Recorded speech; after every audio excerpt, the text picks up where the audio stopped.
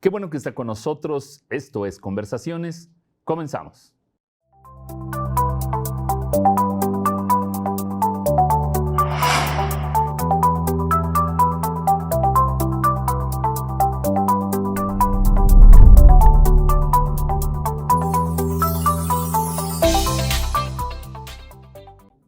Nuevamente le doy la más cordial bienvenida a Conversaciones. Mi nombre es David Estrada y yo lo invito a que se quede con nosotros la siguiente media hora porque tenemos a un querido y gran personaje queretano. Porque él hace de todo. Digamos que es un artista multidisciplinario porque es lo mismo cantautor, productor, pintor, maestro. Bueno, ¿qué les puedo decir? Javier Bosque Urquiza está aquí con nosotros. Bienvenido. Muchas Bienvenido gracias, a Conversaciones. Muchísimas gracias. ¿Haces tanta cosa? Sí. Sí, claro que sí. Sí, soy inquieto y me gusta aprovechar el tiempo también. Y yo quiero que a lo largo de este programa hablemos de cada una de esas facetas, porque haces todo lo que he mencionado y aparte lo haces muy bien. Entonces, prueba es lo que acaba de pasar en el Museo de Arte, donde eres el primer artista multidisciplinario que presenta 3 cosas a la vez. Sí, bueno, parece que los datos eso arrojan sí, claro. hasta ahora, ¿no? Es un reto y es todo, pues, no sé, algo que me llena muchísimo y que me entusiasma mucho tener este proyecto tan bonito. Bueno, hablemos por partes. ¿Quién es Javier Bosque? ¿Quién es y cómo nace tu inquietud por todo esto, por el arte, por la música? Yo creo que lo primero fue la música, precisamente, ¿no? Sí, bueno, también me gustaba mucho dibujar de chiquito. Venga. Uh-huh. Pero antes de eso, quiero decirte que estoy nervioso. ¿Ah, sí? Sí, uh-huh. Sí, normalmente no me pongo nervioso en las entrevistas, pero les tengo que confesar que uno de mis grandes sueños era que me entrevistara David Estrada. No digas eso. De verdad, no, te lo digo de Ajá, corazón. ¿sí? Y sí, muchas veces había visto tus entrevistas desde TVQ y desde que empezaste. Y entonces da mucha emoción estar hoy aquí. Entonces estoy medio nerviosón, disculparán. Relájate, somos amigos, estamos entre amigos y yo te pido de que te relajes. Yo entiendo eso de los nervios. Yo también estoy nervioso, te voy a decir. Es la fecha que después de tantas entrevistas que yo he hecho, es la fecha que cualquier entrevistado me merece todo el respeto como me lo mereces tú. Y yo también estoy nervioso, eso es algo común en mí. Pero bienvenido a Conversaciones. Pues otra vez, gracias. Gracias. Te comentaba que de chiquito me gustaba mucho dibujar. Uh-huh. Entonces, desde que recuerdo, bueno, una vez hasta le rayé todo el barandal de la escalera a mi mamá, que era de madera, uh-huh. y yo lo fui pirograbando y para mí se veía hermosísimo, pero creo que para mi mamá no tanto. Y entonces me gustaba mucho dibujar, me gustaba muchísimo escribir. Escribía cuentos. Mi papá trabaja en la Clínica Médica del Valle, es ortodoncista, y allí Lolita, que era la administradora, tenía una máquina de escribir. Y bueno, yo recuerdo que iba en 3º o 4º de primaria y me encantaba irme a la máquina de escribir, porque además ya tenía para que corrigieras un error de dedo. ¿Te acuerdas esas que sí, claro, ya traían claro. como el blanquito y ya te podías? Entonces, bueno, yo escribía y paginaba para que los cuentitos, hacía cuentos. Uh-huh. Y me gustaba mucho escribir y también siempre hubo música en la casa. O sea, mi papá toca un poco el piano, la guitarra, canta, mi mamá toca el acordeón. Entonces siempre había música, siempre tenían puesta música a la hora de la comida, cuando nos subíamos al carro, en todo momento. Y a mí me gustaba mucho cantar, entonces empezaba a cantar invariablemente. Y quien conoce tu trayectoria sabe que de lo primero que tú hiciste y donde destacaste junto con tus compañeros fue en cuerdas y madera. Sí, aquí en Querétaro tuvimos esa fortuna, que a pesar de que duró muy poquito, fue un grupo que duró menos de 2 años, pero pareciera que perduró, ¿no? Y que tuvo una trascendencia muy bonita hasta la fecha. Es muy chistoso porque no hay lugar a donde no vaya y que me digan, yo escuché a cuerdas y madera, y da mucha satisfacción. Hoy puedo analizar muchas cosas que tuvieron que ver para que nos fuera bien. Fue muy vertiginoso, fue mucho trabajo, teníamos mucha exposición. Miguel es de los tipos más talentosos que conozco como cantautor, Coca como actor, y yo era bien movido y pues también cantaba y tocaba. Entonces creo que sumaba para que Cuerdas y Madera llegara a un buen puerto, ¿no? Claro, ¿y tú recuerdas de tus primeras presentaciones, de tus primeras composiciones? Sí, perfectamente. No me acuerdo de las primeras composiciones completas, me acuerdo de qué hablaban y pues era sobre desamor. Y me acuerdo más o menos de melodías y así, pero no, no concretamente, hasta después, ya que empezamos a tener esa posibilidad de grabar y que podíamos registrarlo, ¿no? Como autor, ¿qué es más fácil? ¿Escribir de amor o de desamor? Pues yo creo que es más fácil de desamor, porque estás más dolido, obviamente estás dolido, estás en un momento quizá de soledad. Una vez le preguntaron a Sabina eso y contestó de una manera que no me atrevo yo a decirlo, pero dice, no, pues cuando estás enamorado y está el amor, no estás escribiendo, estás haciendo otra cosa. Sí, sí, sí. Ajá. Entonces, si estás en desamor y te mandan a la fregada, pues se presta más a que estés solo, a que estés en momentos de melancolía, de nostalgia, y eso propicia la escritura, yo creo. Y Javi, ¿a ti qué es lo que te motiva a escribir? ¿Dónde nace una canción? ¿Cómo nace una canción? Ahora me pasa muy simpático porque antes tenía como momentos, ¿no? Decía, a ver, voy a escribir y decía Picasso que cuando la inspiración llegue, que te agarre trabajando, ¿no? Entonces decía, pues bueno, vamos a hacer un poco de taller y oficio. Y después dejé eso y ahora me ha pasado muy chistoso. Las últimas han llegado así, me llega una frase de repente con una melodía y de ahí empiezo a desarrollarla. O la semana pasada también empecé a escribir algunas cosas y les puse una música. Estuvo chistosísimo porque se la mandé a un amigo para que le metiera un piano. Y me regresa el piano, pero totalmente diferente a como yo lo había imaginado. Pero a la vez, como él no me había contestado, porque ya sabes que el WhatsApp y luego uno es medio desesperado. Claro. No me había contestado, entonces se lo mando a otro y me regresa otro arreglo. Entonces dije, no, pues ya salieron 2 canciones. Y ya tenía la letra de uno y luego dije, pues vamos a ponerle la letra a la otra. Y traía ideas en la cabeza, entonces así salieron otras 2 canciones. ¿Tú escribes o también compones? Sí, compongo. O sea, escribo las 2 cosas. Sí. ¿Sí? Sí, sí, sí. ¿Y cómo puedes compaginar esas dos facetas? Te lo digo por lo siguiente.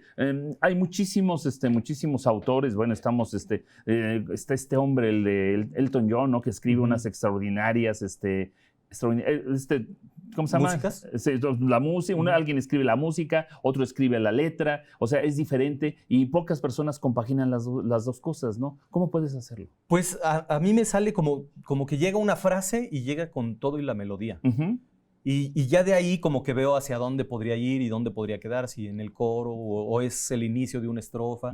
Y voy como desarrollando lo demás, pero casi siempre es como muy clara una frasecita o una línea melódica que empiezo a chiflar o que me despierto y traigo en la cabeza y entonces me pongo a tocarla y ya entonces veo si es pura música o si va a llevar letra. O también muchas veces cuando me piden música incidental, ¿no? Para alguna película, para alguna serie, etcétera, o comerciales, pues sí es de ponerte a ver la escena y a ver qué te transmite y a ver qué se te ocurre. Traes algunas directrices, obviamente, de las personas que te lo encargan y algunos, a veces, ejemplos, ¿no? Dicen, quiero que suene más o menos algo así. Entonces ya traes bastante influencia y ya la cosa es desarrollar que sea algo original, ¿no? Tus influencias, tus gustos, lo que más te gusta, ¿a quién admiras? Pues así de cantautores, Serrat. Acabo de ver una foto tuya con él. Qué foto, qué envidia de la buena. Perdón, te interrumpí. Sí, es Serrat. Pues sucede que era así como el favorito de mi papá, ¿no? Entonces, ya que era mi favorito por ser el favorito de mi papá, después fue mi favorito por ser favorito mío. Entonces, tiene como doble trascendencia. Y me gusta muchísimo Silvio. Influencias en la música, me fascina la música clásica. Casi normalmente cuando pongo música para escuchar, para pintar, para escribir, es música clásica o música relajante, música instrumental, pero mucho sí del clásico. Mozart me fascina. De pinturas, creo que, de pintores, perdón, Mondrian es así como también mi máximo y mis Pixbeles de ahí tienen mucha influencia. Pero bueno, admiro mucho a Picasso también. Claro. Y toda la ruptura que hizo, ¿no? Ahorita hablamos de tu faceta como pintor, pero hablamos de toda una trayectoria musical que incluye 14 discos, uno recientemente presentado. 14 discos individual, uno en colaboración, 3 con cuerdas y madera, 3 con juglar. O sea, estás hablando de muchísimos discos. ¿Cómo ha cambiado la industria discográfica en los últimos años? Muchísimo. Antes vivíamos mucho del disco, vendíamos discos y con eso nos ayudábamos a sobrevivir.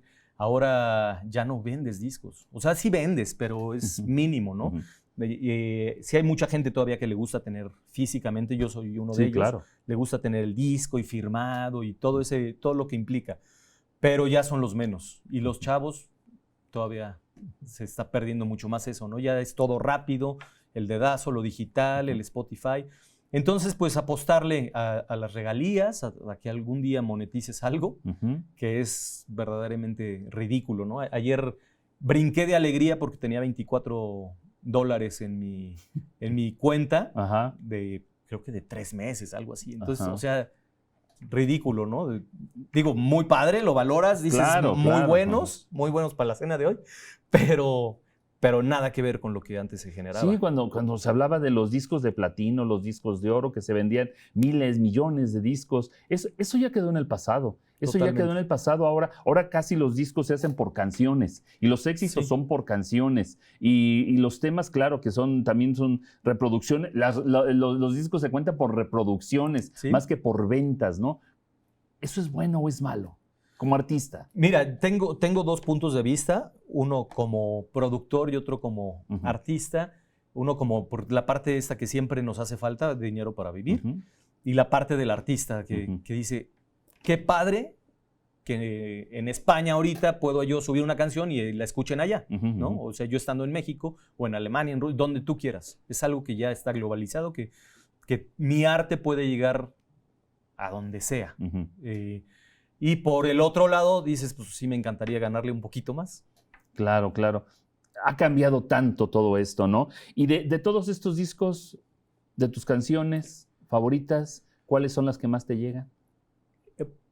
Creo que las últimas que compuse de este disco Michelle, y indudablemente es un disco de amor, es un disco muy cargado, pues totalmente cargado hacia el amor, hacia el enamoramiento, y esas son mis favoritas ahorita, todas las del disco de Michelle. Has participado en más de 500 producciones musicales. Has colaborado con esas personas para que saquen sus producciones a través de tu productora. Platícanos de ello. Sí, Bani Producciones es básicamente un estudio de grabación donde nos dedicamos a grabar, a hacer realidad los sueños de la gente que quiere dejar algo plasmado musicalmente. Y pues sí, nos ha tocado estar... El primer estudio lo puse en mayo del 97, imagínate. Entonces, pues ya algunos añitos y sí he sido muy inquieto. Como te decía, sí me gusta estar produciendo, a veces incluso quizá muy mal, pero sin ganarle. Mucho tiempo cuando empecé lo hice gratis y yo lo que quería era grabar y grabar y grabar y producir y ganar, ¿no? Tenemos otras ambiciones diferentes cuando somos más jóvenes, como el reconocimiento y los premios. Hubo la oportunidad de ganar un Grammy con Eli Guerra, con Hombre Invisible, que se grabó en mi estudio. Y cosas así, ¿no? Que dan mucha satisfacción. Ahorita ya no voy tanto por eso. Ya vamos por más como tener más paz, un poquito de más tranquilidad, aunque siempre encuentro la manera de perderla. Pero sí pude estar en muchas producciones discográficas, desde haciendo el diseño, o la grabación, o los arreglos, o la mezcla, o la masterización, o cualquier cosa que tuviera involucrado con eso. Las presentaciones personales. Eso es una como faceta que hago relativamente poco. Yo creo que haré unas 2 o 3 presentaciones al mes, más o menos. Y es poco, ¿cómo no? Yo creo que es bastante. Es que son pequeñitas, o sea, son muy pequeñitas. Algunas en algunos lugares muy específicos donde ya me conocen y van a escucharme. Otras eventos privados incluso, así familiares, en donde hay 15, 20 personas. O sea, son chiquitos. Tengo también algunas un poco más grandes, pero eso es más anormal. Claro, como la música también te ha dado para ser maestro. Has sido maestro en diferentes instituciones como la Asunción, la Preparatoria Cervantes, la Universidad Liceo. También fundaste la licenciatura de producción musical. Esa es otra faceta. No únicamente que tú eres creador, sino también transmites a las personas cómo puedan llegar y allegarse esos elementos, ¿no? Sí, me gusta mucho compartir y decir, bueno, a mí, yo tuve un proceso muy diferente, ni siquiera existía la licenciatura en Ingeniería en Audio o Producción Musical cuando yo estudié, Y ahora realmente digo, oye, qué padre. A mí me costó tantos años lograr hacer lo que yo quería hacer. Ujú. Y si te puedo acortar algunos años y darte algunos consejos, me encantaría poder sumar. Claro. Otra de tus facetas, muy importante, es la de escritor. 2 libros publicados. Sí, ¿Cómo nace eso? Tú acabas de decir que desde niño escribías, pero platica. Sí, Nubes Grises fue en una etapa súper tormentosa, donde empiezo sobre todo con la idea de escribirle algo a mis hijos, de dejarle, tengo 2 hijos, André de 16 y Sofi de 14, y yo tenía ganas de transmitirles algunas cosas y de explicárselas como yo las entendía, ¿no? No como nos han acostumbrado a entenderlas, muchas cosas que tenían que ver con Dios, con algunas creencias, con algunas maneras de comportarse, etcétera. Entonces, pues yo tenía una visión muy particular, un poco diferente a la convencional, pero encajaba. Entonces había modo de querer transmitir eso a mis hijos, y así empezó con Consejos para mis hijos, que está incluido dentro de Nubes Grises. Nubes Grises es una novela que tiene algunas partes autobiográficas, obviamente, pero mucho también inventado, y trae muchas cosas de historia. Me gusta mucho la historia. Entonces trae algunas cosas de la guerra, de Estados Unidos, ¿no?